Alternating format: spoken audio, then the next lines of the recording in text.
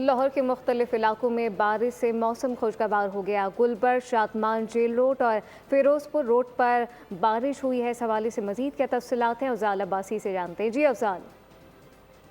बिल्कुल, लाहौर में मूसलाधार बारिश से जो मौसम है वो इंतहाई खुशगवार हो गया है और लाहौर के मुख्तलिफ इलाकों में जो है कहीं हल्की और कहीं तेज़ बारिश का सिलसिला जो है वो अब भी जारी है। और इस वक्त मैं मौजूद हूँ लाहौर के इलाके शाजमाल में, जहाँ पर इस वक्त हल्की हल्की बारिश हो रही है। लेकिन इसके साथ साथ गुलबर्ग में, शादमान में, जेल रोड और फिरोजपुर रोड के अतराफ़ में मूसलाधार बारिश जो है वो रिकॉर्ड की गई है।